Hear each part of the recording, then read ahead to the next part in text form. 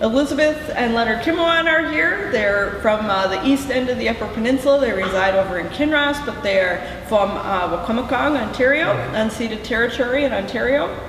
And so Elizabeth has been to our campus before doing birch bark projects with quills and sweetgrass. She's done youth programs with us before, so when Melissa contacted me and I very humbly said, I'm not your gal, but I have a better idea, I knew Elizabeth would be a perfect choice. And Leonard as well, because these are folks who are bringing a lifetime of experience working within the environment, working with these products, and I don't want to call them products, that sounds funny, materials.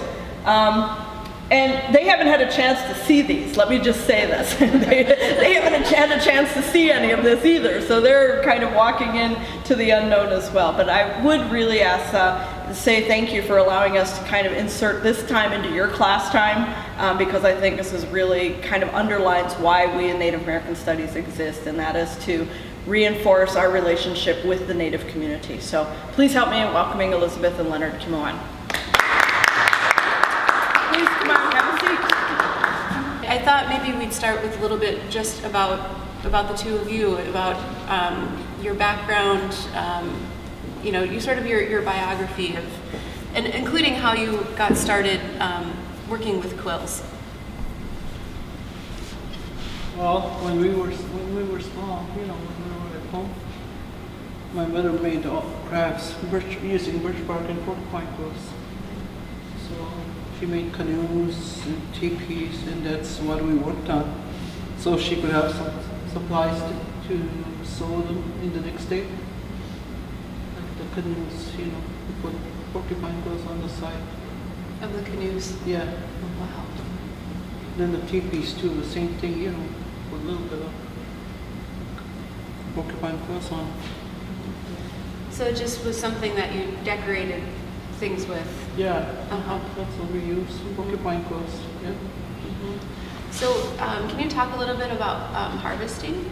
What? Harvesting? Harvesting. Oh, we got to do that in the summertime. Harvesting. Yeah. Why in the summertime? Because that's when you get the porcupine in the spring, in May. In May. Porcupines would essentially, you'd go out and hunt the porcupines. Mm-hmm. Yeah, in that farm. Mm-hmm. And it's at the same time that the birch bark is harvested? No, it's end of June or July, early July. Mm-hmm. Is there a reason for that time? That's when it peels off the bark just peels off the. Mm-hmm. So it's maybe the heat, the humidity of summer that softens. Yeah. Mm-hmm. So when you're harvesting the birch bark, do you incise, like cut into the tree and then? Yeah, we use a knife, or what do you call those? Utility knives. Okay. Sharp knife. Very sharp knife? Yeah. Then if it's good, it just, Peels off. Just peels off. Okay. You can hear it. You're really energetic though. You could take a ladder with you. It pops, yeah. Get a big sheet. So you can get quite large. Oh, Yeah, but usually they square them off like 4 feet. 4 feet. Yeah, depends what you want. Sure. So you collect the sweetgrass in July. in July, yeah. And it's in a sort of boggy area or wetlands area? Well, close to wetlands, yeah. Uh-huh.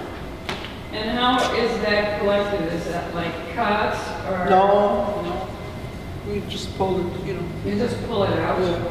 Uh-huh. And then as you bundle it up, I know sometimes it's just bundled with rubber band, sometimes it's braided. Does that dry out like the birch bark does? No, you gotta hang it Uh-huh. after you clean it.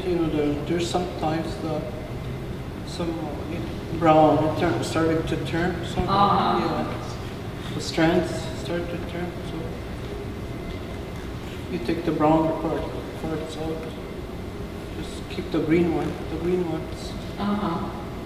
And so you just like hang it Then you up? hang it up maybe in the shed where it's warm. It's hot.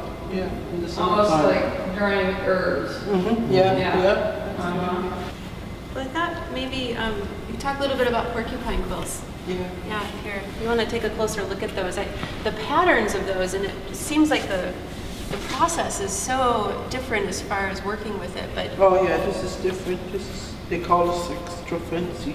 extra fancy? Yeah. And it's extra Is that because of the way, where the X is, you know, like this. and it's tied around Yeah. through the X's? In this one, these are the natural color. Yeah. So they use the tips over here. Going that way, the brown. So you can Oh, that's a lining. You gotta put lining on them. so there's going to be a line. So you don't see the quills, you know. It's also on the lid, if you turn the Yeah, lid so over. it's on the lid, yeah. See. Yeah. So the lining is placed in last, Mm-hmm. and it. So do you know why they're cut out like this, around the edge? So they bend, so you can bend They, them, you know. they get round smoothly. So the snip parts on the inside, so that you can make Yeah. it circular. Yeah. They use the colors there, more colors, yeah. Then they use the rawhide. You just wrap it up and then you poke on the bottom and then put your point in and it stays in. Oh, wow. Yeah. That's a secret, this is Wingush. Nash Wigwas. Probably heard of Wigwas somewhere. Birch bark is a Wigwas. Nash Gayak. That's a porcupine quills. As far as the act of doing the weaving, or is there words that, what are the words that you use in Anishinaabe when? Kitaye. This one is kitaye. That's, putting it from the Over. bottom there and then on top. Yeah. Like from the corner of that box over here. Don't get it out, don't get it out, yeah, done. Kitaye. You're You put going them like on this. top, So you're over- putting over. on top. Yeah. Okay. Yeah, like, Kitaye. just like them, It's called yeah. kitaye out there. Okay. Nash be too much about it. Be too much about it. It's a lining. The Too lining. much Yeah, about it. Yes. too much when there's the lining inside there to cover up the quills that you cut off, make it look smooth. I come from an art background, so I'd always think about, all the choices that you're making when you make one of these. I mean, to scallop those edges.